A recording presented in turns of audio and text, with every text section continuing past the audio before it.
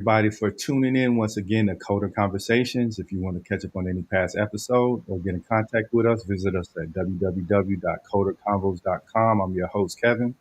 And I'm Brian Russick, professional drummer, drum teacher based out of the Suffolk County, Long Island, New York area. If you'd like to book a lesson with me, I could be found at brianrussick.com. Awesome. And joining us today is Dyllan Thweatt, writer, storyteller, creative producer, and more. It's definitely a pleasure to have you on the show. Excellent. Likewise. Thank you for having me, guys. Appreciate it. Thanks, man. Awesome, man. So yeah, just to get things started, so how did you get into writing? Like, give us your background. Getting into writing, I think, also implies that it was a thing that I found eventually. I think writing has always been a really core part of me. Even as a kid, I was cracking open like old mythology books and trying to read through like old Greek and Egyptian mythology when I was a kid. Oh, wow. I always really loved movies as well. I grew up in a really media heavy household. And so storytelling generally has always been really near and dear to me, even as young as, 2 or 3 and maybe even before. I can remember my parents sitting me down and reading to me at the end of the night. So stories have always kind of been a through line. And I can even go back and find what was probably, I guess, would technically be considered fan fiction, but it was, little adventure books of me writing about Pokemon when I was a kid, like 4 or 5, Yeah. with like very poorly sketched out Charizards next to little tiny me and writing about a little adventure that I was going on. So the writing bit and the story bit has kind of always been in there. What's the yellow one? The Pikachu, right? Yes, sir. Yeah. One of a couple, almost nearly 1,000 or a little over 1,000 now. Wow. So, like, which one of these mythologies really caught your attention? Like, I used to read a lot of Greek mythology when I was growing up. Yeah, certainly a lot of that.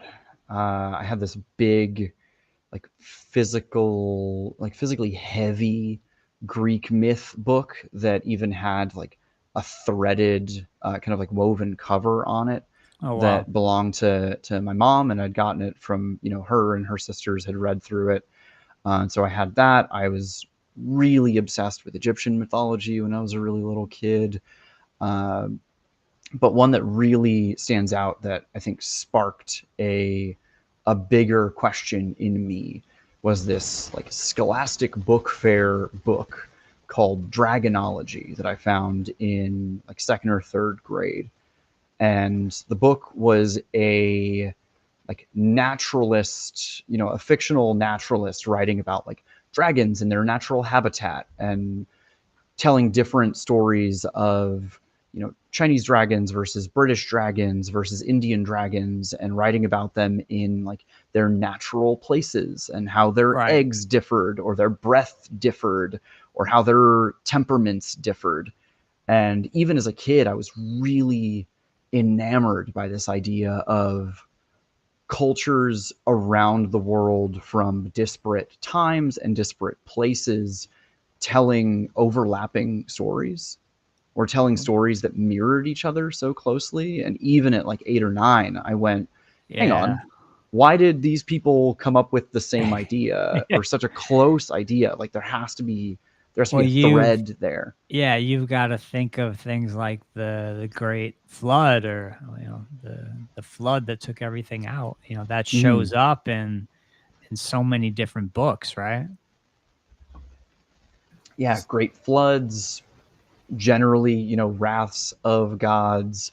But then you also look at, there's always a god of thunder somewhere. There's always a god of agriculture somewhere. Right. And, the very tiny minutia of each of those might differ from place to place, but they all kind of end up boiling down to a lot of fundamental principles and ideas and hopes for explaining things that we couldn't or can't explain still. So we found like the bones of dinosaurs. You think those are maybe actually dragons? Maybe not so much actual, but they may as well have been to the people that found them 2,000, 3,000 years ago. If we jump back half a million years ago and you're trotting across the tundra and communicating with each other through like scrawlings on a cave wall, you come up against the skull of a mammoth buried underground, and you've never seen an elephant or a mammoth in your life. Like, that is damn sure going to look like a monstrosity underground. Or even if you look back at even as, you know, quote unquote modern as medieval or even turn of the century, like 19th or 20th century adventurers, Europeans describing rhinoceroses that they saw on the African continent to other Europeans, and you look at sketches and you're like, that looks nothing like a rhino. You guys have no idea what you're talking about. Right. So Right. even that, you know, small distance covered, let alone thousands or millions of years of decay and history between what was and what really is, like the stories fill the gap.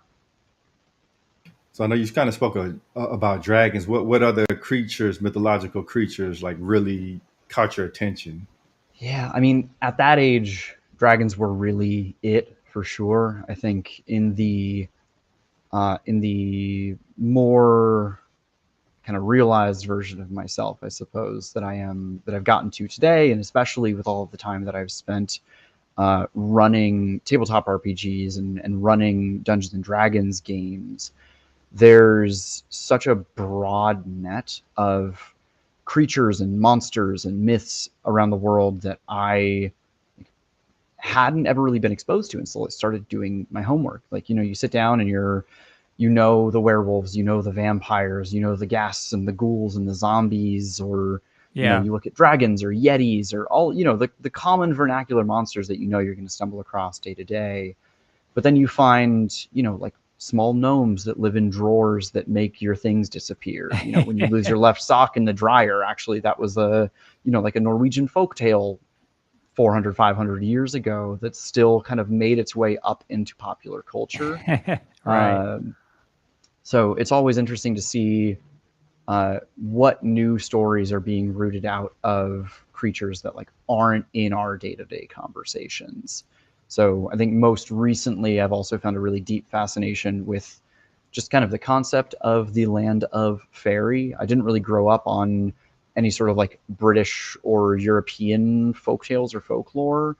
So I very recently, earlier this year, I read a story called, or a book called The Bright Sword, which was a kind of retelling of old Arthurian legends and integrated a lot of this like realm of fairy and the time distortions that come with like falling into a lost dimension, and getting to see kind of how this other world, this really close like parallel universe plays in tandem with ours, I think is something that I've always been really fascinated by. And it's been cool to discover new stories for me that explore that idea of that kind of really fine barrier between here and the other. Right. So now what about Atlantis? Oh, Any interest there? Any interest? huge interest in Atlantis. Like if I can Same look here. at, there's a pretty distinct catalog of pieces of media or stories that like I can point back to as a list and be like, this is why I am the way I am, and this one's the why I am the way that I am. The, you know, early 2000s Disney's Atlantis for sure is high up on that list. You know, I can point to that. I can point to Indiana Jones. I can point to the Castlevania franchise. I also still have a really deep, fond love of vampires and vampire folklore. But yeah, Atlantis very much up there as an overlap in, you know, my love of mythology, my love of history. Before I ever got to writing at 4 years old, I wanted to be a paleontologist because I love Jurassic Park. Wow. And that like depth of my connection to history has always been around as well. So Atlantis for sure is checking those boxes. That's pretty sounds pretty ambitious, you know, at that young of an age to be involved with that kind of stuff. I don't know, man. I was really stoked about a T-Rex. So if I could get anywhere close, that was Yeah, for sure going to be it. that's awesome. Well, have you heard about a lot of conspiracy theorists talk about it, like flat earthers? They talk about the ice wall and the land beyond the ice wall. Have you heard of that like sort of I've not story? actually delved into the ice wall theory. Is that like encroaching on kind of the Game of Thrones-esque wall It's of kind just of like, like that. there are monsters and others beyond Yeah, the beyond the threshold of wall. where we're at? Huh. Yeah. No, Yeah. but I not that one specifically, but even in high school, like early high school, I'd gotten really involved in just understanding the myth of conspiracy theory and the world of cryptozoology. Folks that are out like actively hunting for Sasquatch or trying to like find, photographic evidence of mermaids or the Loch Ness monster. Yeah. So I think like that overlap for me is still very much there. Like this particular one doesn't jog a memory for me, but the construction of conspiracy theory is inherently myth. It is still people trying to make sense of things, but it's also this kind of distortion that has come with mass media that has also twisted it from an individual story or like a tribe's story or a culture's story into a mass, like a global phenomenon in a way that it never could have been before. Right. Sure. What I find really interesting is that, a game like Final Fantasy, a lot of the RPGs, the monsters are actually based in like some form of mythology. They're not something the Yeah. designer just came up with. Like, yes. Which one of these universes has really interested you? Like, was it Final Fantasy, or I know you mentioned Castlevania.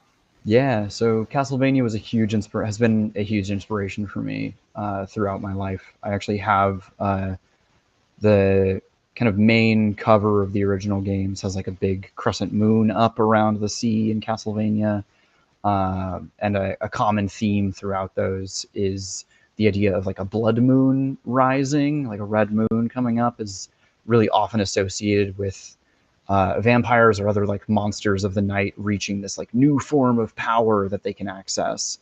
And I have a double moon tattooed on my shoulder here. That's a bigger crescent moon up around a blood moon in the center of it. Um, Nice.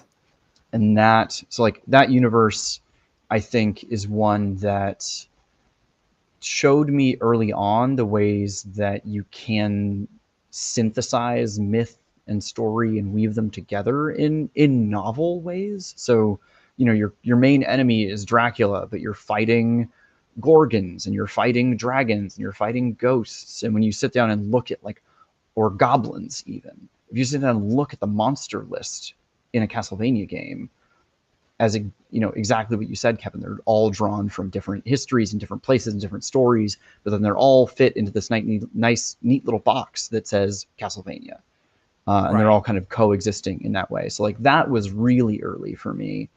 I would say the next kind of very influential game world that has kind of distorted my own love of story was the Legend of Zelda Majora's Mask.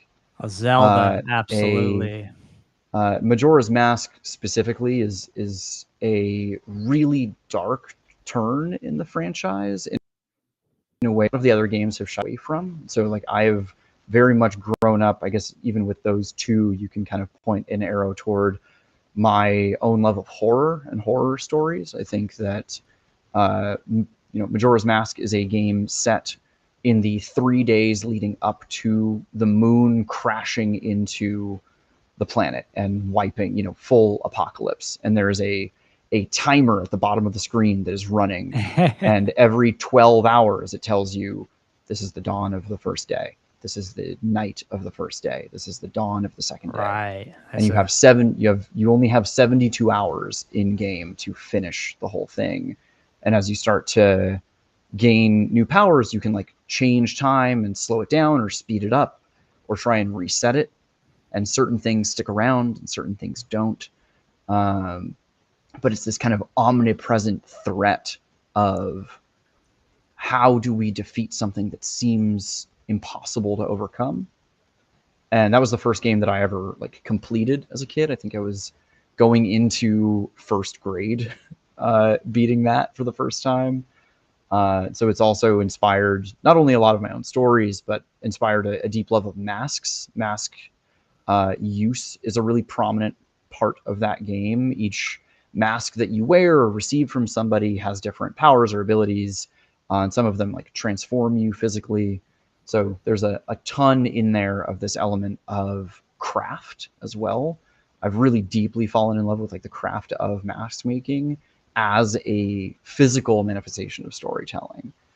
And then the third, just to, I guess, continuing the thread of video games specifically, my first tattoo ever, as well as my, like, one of my biggest, if not the biggest influence on me electing to pursue religious studies as my degree, was through the Assassin's Creed franchise.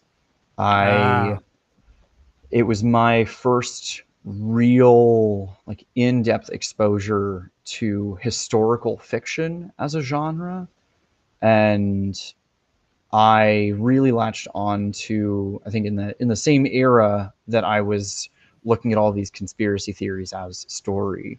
The Assassin's Creed franchise not only mythologizes and fictionalizes the like actual historical events. It's, well, you know, this person technically died in this battle, but in the world of Assassin's Creed, they were actually taken out by one of the assassins because they were a corrupt politician who was trying to manipulate the world around them. right. But the layer even beyond that in the franchise is also they they actually really lean into the ancient aliens theory of like really ancient, extremely technologically advanced beings coming to Earth and influencing the direction of humanity. And the games wove that conceptually into these historical time periods so fluidly. And I was so captured by the idea of retelling stories from different angles or different perspectives and using these elements that even in the game world, they were these aliens, these ancient beings were referred to by their Roman deific names.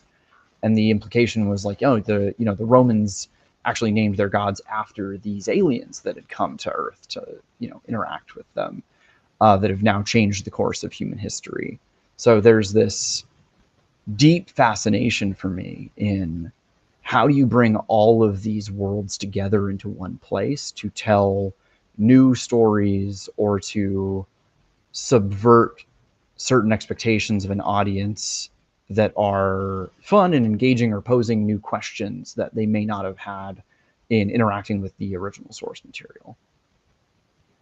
So, like, what game do you feel like really put a interesting twist, interesting spin on the common stories? Interesting twist on common stories. I mean, I would have to jump back to the Assassin's Creed franchise again, like being so influential for me. That relationship between uh, history and myth and story and magic for me showed something that I had not thought really was possible before engaging with this franchise. The like as a history nerd, even growing up, going into a lot of the history in the first game you play during the Crusades, and you are actively fighting against the original Knights Templar as the like opposing order. So Right. by that age, like I knew who the Knights Templar were. I had done all of my history classes in middle school and high school, and I'd gone through the Middle Ages. And you talk about the Crusades, and so you have a lens that says, "Oh, this is what this experience was based on what we have in the history books." But to get to recognize like names and faces of historical figures that you'd read about in a textbook, and then seeing them interact, and then having those interactions altered by the fictional version of them in this game to lead to a completely different, like synthesized tale that is coming from modern storytellers, people of all backgrounds and all religious backgrounds and all cultural backgrounds, who have a vested perspective in these historical figures and in depicting them in a way that is distinctly different from the way that we know them. So I know you kind of have a penchant for like horror a little bit. Like, what time period? I would say like what real time period really like catches your interest. Like I know, for example, they say Dracula's based off of Vlad the Impaler. Yeah, I mean, if we're just speaking to time periods, I spent the last up until we concluded in March of this year.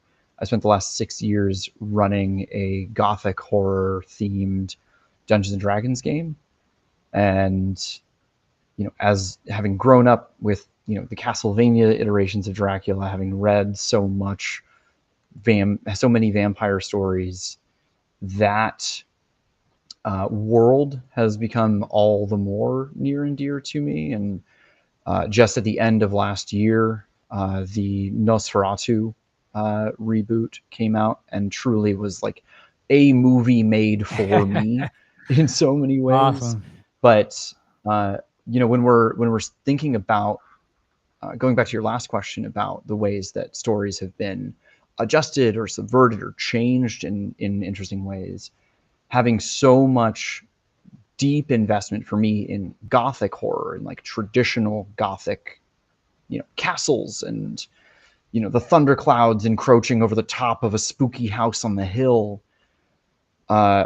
Just earlier this year, Sinners coming out also then falls into this really interesting overlapping sphere of the Southern Gothic and embracing Gothic horror in a slightly more modern and United States Western uh, approach to those stories, and then also adding in these additional layers of the racial dynamics at play and the cultural dynamics at play in ways that traditional Eastern European is just going to be white on white on white everywhere.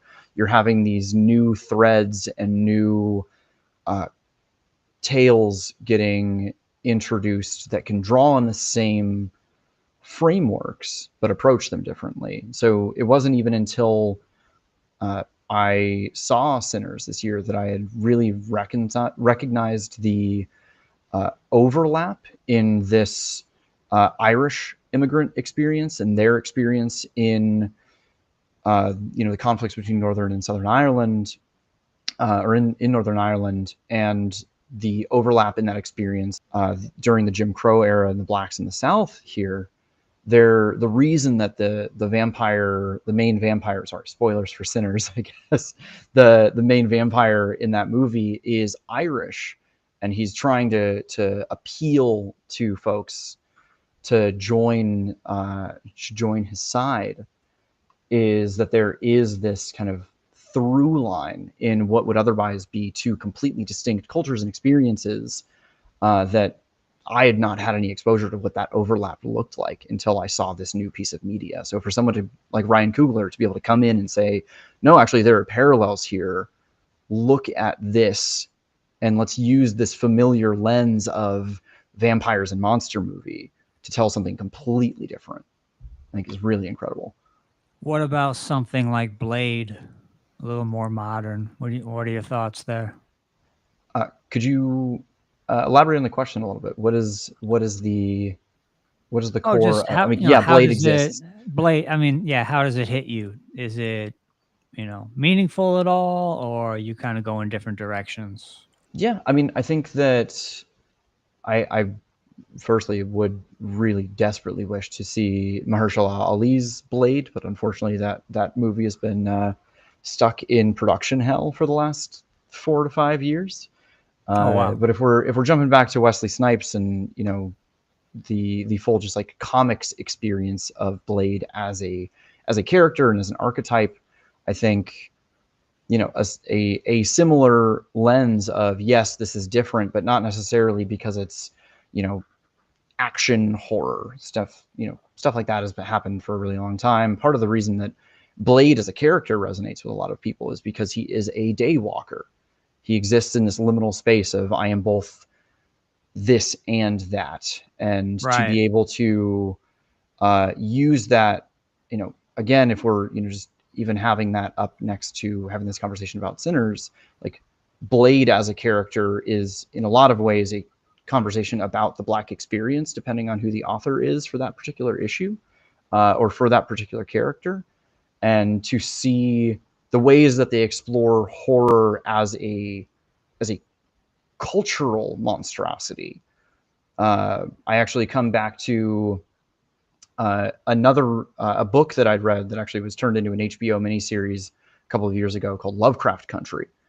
That is the same. They're exploring, rather than it being vampires in Jim Crow, it was, you know, otherworldly eldritch beings, but it was still, you know, the message kind of distilled down to still like the real evil is white supremacy, and they just ran with that to make it Right. as violent as possible. So again, there are these very contemporary lenses that allow us to use these monsters as stand-ins for whatever is relevant at the time. So when we look at stepping away from vampires for a second, you can go back through a catalog of horror by the decade and look at what does this monster represent in this story. We can go back to Rosemary's Baby is a really incredible example of a film that came out in the midst of the Catholic Church wrestling with birth control becoming publicly available to people. Rosemary's Baby isn't completely about, you know, the rights of women to have their own autonomy over their bodies and over their pregnancy, over their experience, and having that taken away by not just, you know, society at large, but by the devil himself coming in and mandating certain things, and people manipulating and gaslighting and directly coercing this woman throughout her pregnancy. That is entirely just a darker, more like magical, but still just as sinister representation of this larger kind of cultural conversation that was going on when it came out in the early 60s.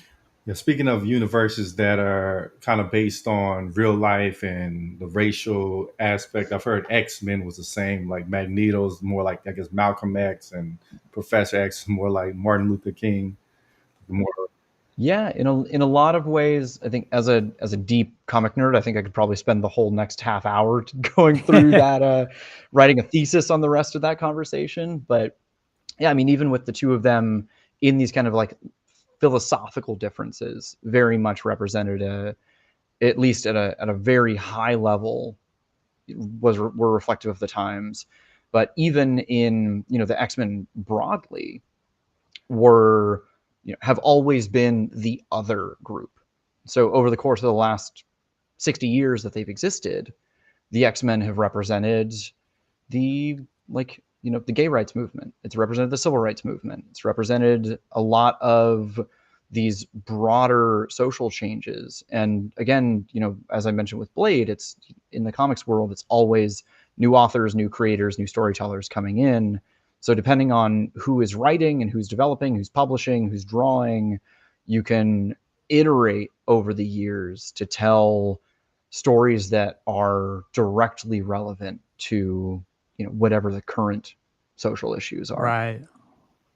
like, just kind of transitioning to movies a little bit. I kind of feel like maybe late 70s, 80s, for some reason, the universes were a little more vivid than what we have now, like Aliens, how they were able to make that back then. Predator, you even had like Chucky, Terminator.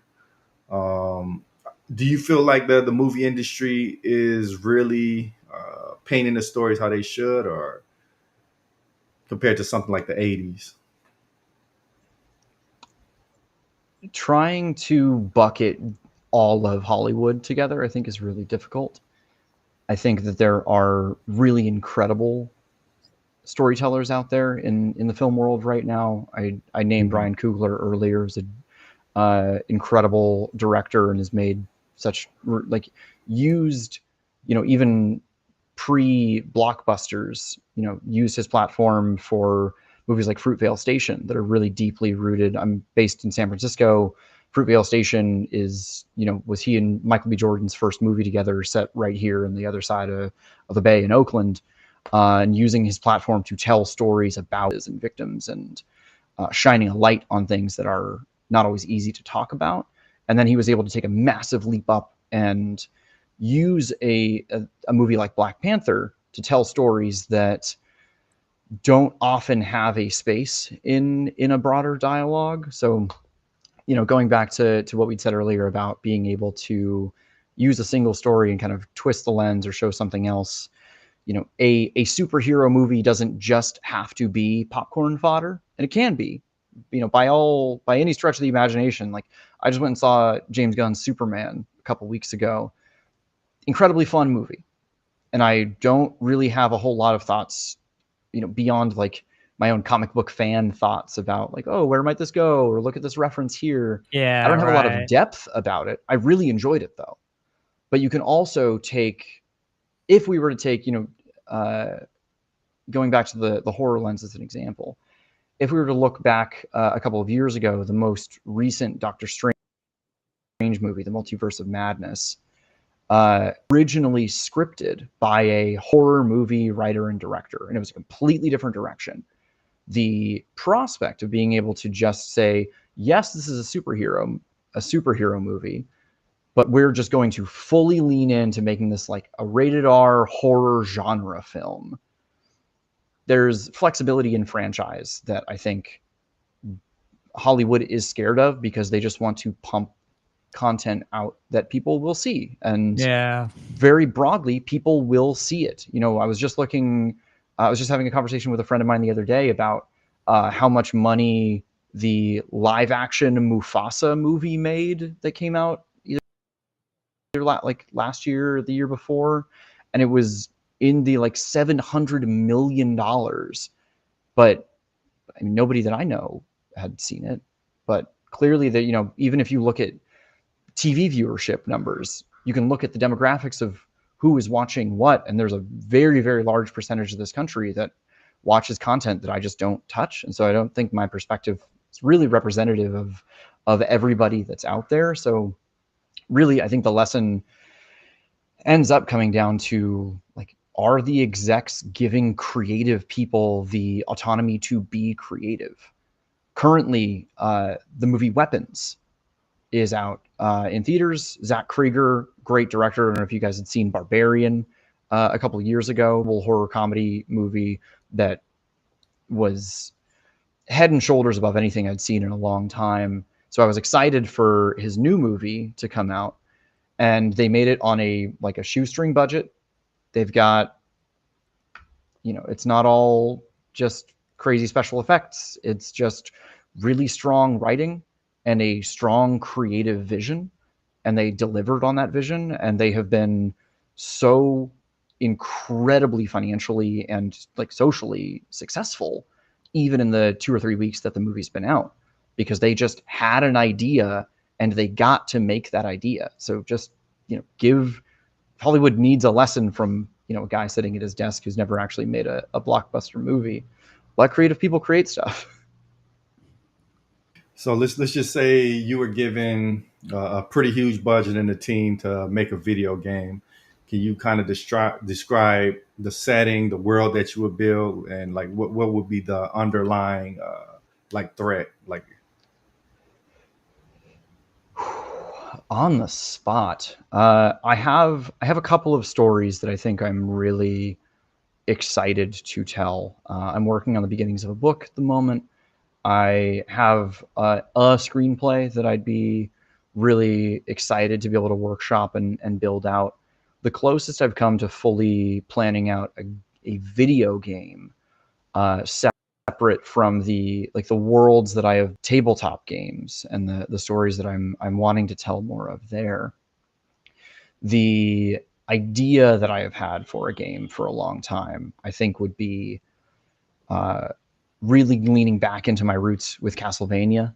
I'd really love to build out a 2D adventure game set and centered around a specific kind of cosmology or mythology, or in sort of like a Mega Man-esque way, the boss at each level is like a different god as you're going on to take on the next one and the next one until you get to whoever the lead of their organization was. But I have a couple of ideas Sure. that I'd throw out less of, just so they're not all everyone's on paper. If I've not made any progress on it, I don't need them swept out from under me. But that's kind of the general direction I think I'd take it. Do you feel like writing is at the core of movie making, or do you think it's more in the production or producer's eyes of what should be done? To say any like facet of producing a movie is more important than the others, I think is really impossible to do.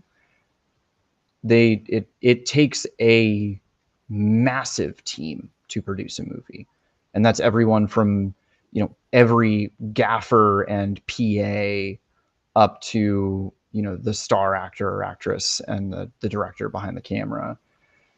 I do think that starting from a strong script does get a lot of the way there. But if you have a script and no one else, then you have a short story, or you have a book. And even then, those need staff and support and publishers and folks that are coming in to help you get that book out to the masses. So I do, there's certainly some bias in my own love of writing and my craft of writing being at the heart of a story, certainly. But the role of a script in a film specifically is the bones. You set out with a clear vision, and if you can convey that vision to the rest of your team, then you all are going to make something phenomenal. Right. But if you don't have that to start, it's really hard to build that vision on the fly. So, like you mentioned some of your tabletop campaigns and stories. What are some of the more interesting campaigns or stories that you've ran, that you've kind of created? Yeah, my truly like crowning achievement to this point in my life was completing this 6-year long campaign with some of my best friends. They inspired me to actually write my first Dungeons and Dragons like supplement piece that has now become like one of the most popular pieces of fan content on the market. I've got it's been downloaded by it's been translated into 4 or 5 different languages, and it was all thanks to my best, like wanting to tell a cool story with my best friends. And we had based that on the Dungeons and Dragons adventure, The Curse of Strahd, which is that, the Gothic horror adventure that I'd spoken to earlier. But we really made it our own. And the love that I have for tabletop role playing is that it is a collaborative storytelling experience. It's not me writing a story and saying, hey, come along for the ride and watch all of this or experience all of this. It's, I have problems and you guys have solutions. Like, let's make something really incredible here together. So publishing that piece, the interactive tome of Strahd, was easily the piece, the actual piece of writing and craft and development and design that I am the most proud of, because of the amount of not just effort and enthusiasm, but really genuine like love and support from my closest people creating it. Beyond that, I think at the moment I'm working on taking my own kind of high fantasy, very traditional monster fighting and dragons and dungeons world, and fleshing that out into its own unique space, really trying to wrap my head around its history and its timelines, and borrowing so much from these really incredible stories that I've seen for all of my life, and being able to build a place that feels truly and uniquely mine, And I don't fully know what I'm going to do with that quite yet, but I know that it's important for me to be able to record it and understand it. And then, the next step will be seeing, maybe this is the video game, or maybe this is a book, or maybe this is just the world that I get to play with my friends in. But I am very excited about the prospect of just crafting the space and seeing where it then tells me that it wants to go. Right. So would you say you want to, at some point, design a video game with all of these ideas that you're kind of fleshing out right now? Very possible. It's not a process that I have gone through before. I'd said at the top, I know my way around that world pretty well. I have written and published my own just text content and worked with visual designers for static stuff, but I've not taken the leap into fully playable games and gaming. So I think right now I'd be really happy sticking in the tabletop role-playing space and fleshing out games and game systems to play in that collaborative environment. And I think my next step is really going to be long form written content. I would like to be able to get a novel out to the world. So, games may be down there somewhere, but until I have the kind of divine inspiration to either find a team or excited about being able to jump into that, it's not really where my sights are set at the moment. Something you mentioned that's, I think, so important is teamwork, having a solid team. I know, when I was out in LA for about 10 years and I was doing mostly music, but it was hard to kind of find my tribe. It was hard to try to find friends and people that you really trusted, because I even had a friend that was very close, but did I trust him? No. He was very kind of sketchy and flaky. And, I don't want to say that everyone's like that. Certainly not everyone's like that out there, but it was, yeah, definitely tough. If you have a team behind you, I think you're that much stronger. Yeah, certainly. I fully agree. And again, and as we were talking through, for you as a musician, Brian, like you're not making a full album without a band. You can, if you just want the solo drum album, it's certainly possible. But Yeah. when there's a cohesive kind of shared vision, then it's not just, okay, well, I'm going to go out and learn 5 other instruments. You could, but to get to what you really want to be bringing to the world, it's about, back to my point about the script being the bones for a film. It's about, and when you find the people that are aligned on that vision with you, that's where the magic comes from. Yeah, absolutely. And I think like what you were mentioning about kind of building the universe first, that's kind of like the core building block. And once that's there, you can segue into so many different directions and then assemble a team around whatever project you choose to work on. So, like, kind of speaking on this creation of the universe, I know that you're going to draw inspiration from different mythologies and things of that nature. How do you avoid like creating a derivative product, something that just seems like a little too similar to what's already out there? Yeah, I mean, a common piece of advice is good artists steal. So it's not always necessarily don't ever do Right. this again. You can look at, I forget the exact number, but there's like common theory that there are only so many types of stories that exist. There's only a limited number of stories, and every single story ever told falls into one of these buckets. And while I don't think that's entirely true and like 100% accurate, that there have been billions and billions of people that have lived on this planet, and to have the ego to believe that you are the only person to have ever thought of a thing is incredibly brash.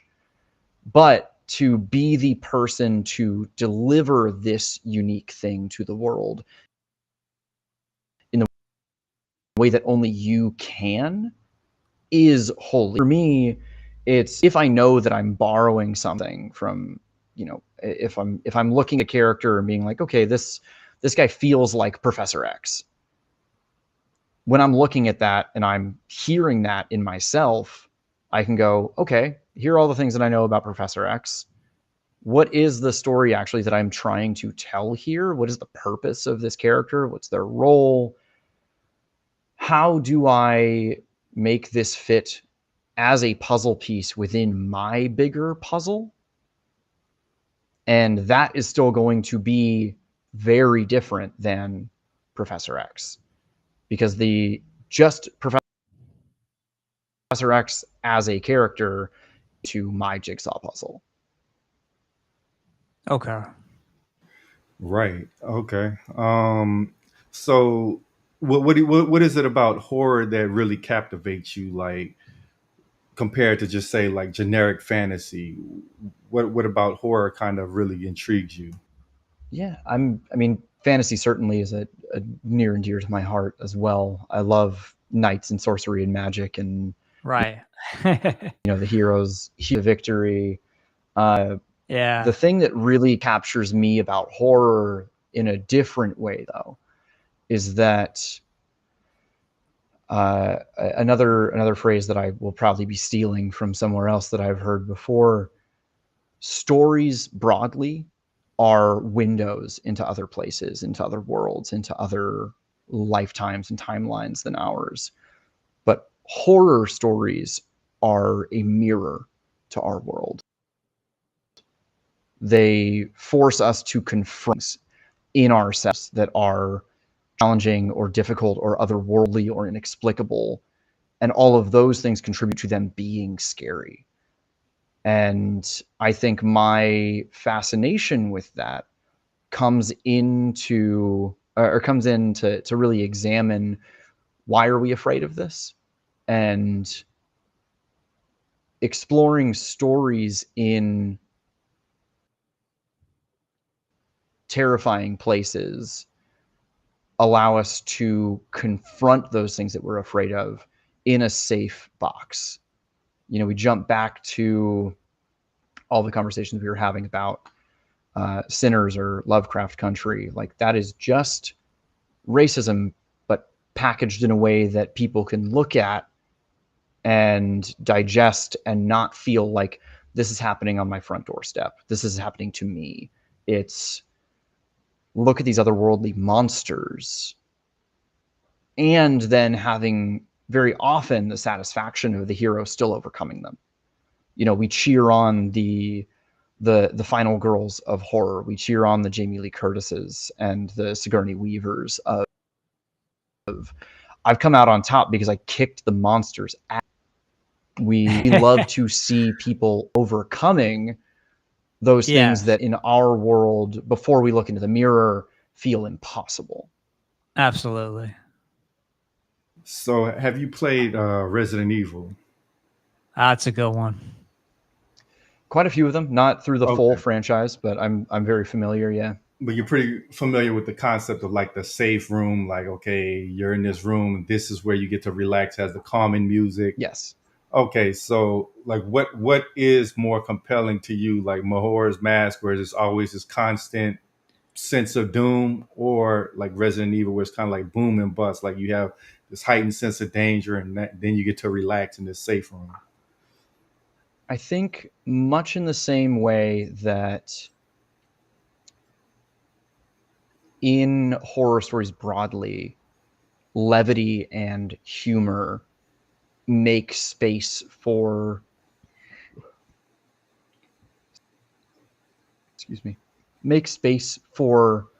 the to feel deeper. You get the contrast between the high highs and the low lows. So there is a certain thrill to that perpetual sense of danger. But if you're just riding that high, constantly, you kind of don't have the space to appreciate the scarier parts. I think with Majora's Mask, there is plenty of room for rock still. You have the breathing room, but you have to prompt them, you have to force them. So I think it does still execute on that vision. But if I'm just looking at like, is it nonstop thrill ride horror, or do you have these moments of pause? The moments of pause win every single time, because the moment you sit down and you take a breath, your immediate next thought is, when's the next thing going to happen? And then you just have to sit in that for a while. And there's something about that tension that helps you to reestablish the thread before it snaps again. A movie like The Ring, that would be probably a good example. You sit in it. I think another really prominent for me, one of my favorite films, and just to throw another director out there, speaking about Nosferatu earlier, Robert Eggers is one of my favorite directors at the moment. His very first film, The Witch, is easily one of my favorite films of all time. And it is not for everybody. It's very much a history film in a lot of ways. Have either of you seen it, just before I over-explained? No. No, I haven't seen it. Cool.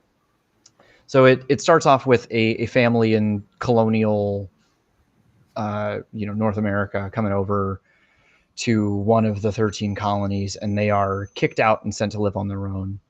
And it is an incredibly tense, slow burn of a film as this family is kind of losing their minds out in the wilderness trying to fend for themselves on their like farm homestead. And the costuming is all really historically accurate. They had a historically accurate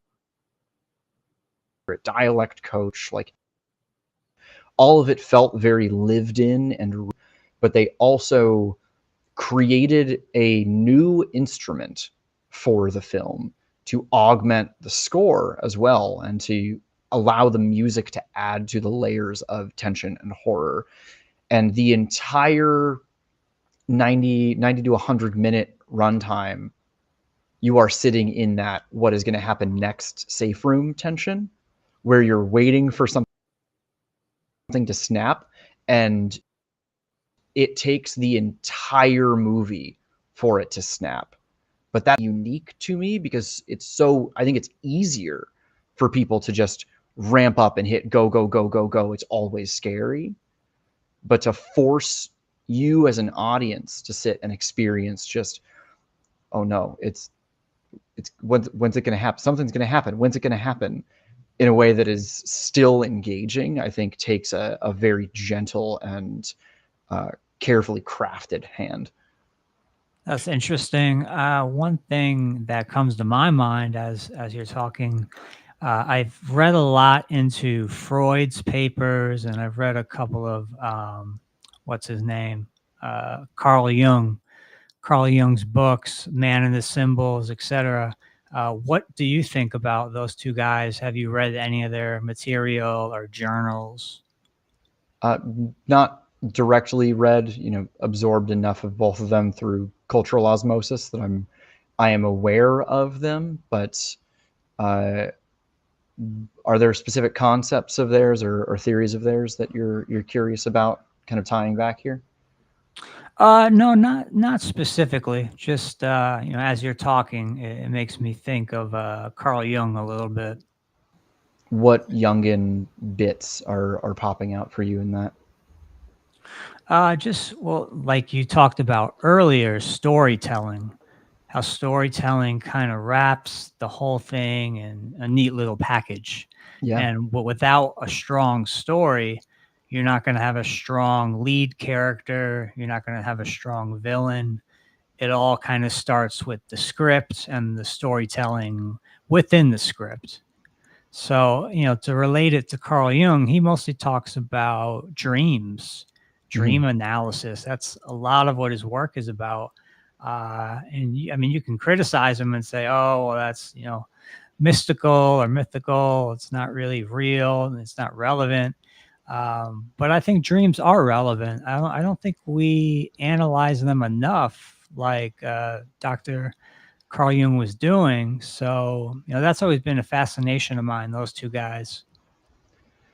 Sure. I mean, on the dream front, one of my very much like my idols, I suppose, is a online Dungeons and Dragons like DM who's now made a bunch of content. His name is Brendan Lee Mulligan.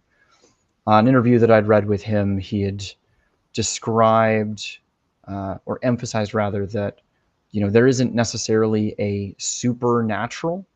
That is to presume that there are things that we know for certain are beyond natural comprehension, versus the supernal, which is things that simply exist that we do not have the capacity to understand or engage with. And that distinction, I think, overlaps very clearly with concepts of like agnosticism, in the thought of, sure, maybe there's something out there, but I don't know, and I don't have the authority to be able to decide one way or the other that something is out there. Right. I think, dream logic in a very similar way is cool. That if that interpretation has meaning to me, regardless of how magical or fantastical somebody else might think it, then it has meaning. I, in the last couple of years, have started to use a tarot deck very frequently. I use them. I draw a card every morning as a journaling exercise, and there is a magic in that for me, in as much as it is daily ritual. Ritual practice is inherently magical, and that's not necessarily to say, I think that I'll draw a card and the clouds will form differently today. Right. The weather will be different. But to be able to say that there isn't magic in the world around us at all times is presuming things that we probably don't actually know or understand. And when I think to stories broadly, you mentioned having the story structure to be able to tell a coherent story. Right. Just to bring it back to the beginning of our conversation here today. I am very that we are only made up of the stories that we have, and who we are as people is represented by the stories that we choose to tell. If you're sitting down with somebody and having a really honest conversation with them, the parts of themselves that they choose to share with you or choose to share with the world are all that we have outside of their own mind to make sense of whether or not we trust them, whether or not we like them, whether or not we want to spend more time with them, or should we think that we should believe them, really. So when you're pushing back to dreams, what you do with your own dreams and your own way to interpret that, if that thought process has left an impact on you and has made you reconsider something, or you had a dream about your mom and you've not called her for a while, and that prompts you to give her a call, like, who is that to say that that's, whether it's psychological or magical or divine or some weird neurological misfire that just clicks somewhere in your brain in a way that it hadn't in a long time. I don't really think that it matters which one it is, because all we have is the way that we bring that experience and those stories to the way that we interact with other people every day. Awesome, man. Yeah, we're at the top of the hour, man. Before we get out of here, did you want to leave our audience with any closing thoughts? Like, where can they find you at? Yeah, you can find me on Instagram at the Thweatt. It's just THE and then my last name. From there, you can find my full like link tree. Leads out to my Dungeons and Dragons work. It leads out to my professional work and my videography and my kind of long form marketing writing. And soon enough, we'll be posting previews for chapters as I get into starting to release bits of my book as it's coming up. So don't want to dive too much into there because I'm still working through like rough drafts. But as soon as I have it to share, it'll be readily available for check-in. Awesome, man. It was awesome having you on, man. We kind of touch a little bit of everything. Yeah, hour really got away from you guys. I appreciate the time. Oh yeah, no, we would love to have you on again sometime, man, for sure. Great. Yeah, I'd be happy to be back. Thanks for the conversation. Awesome.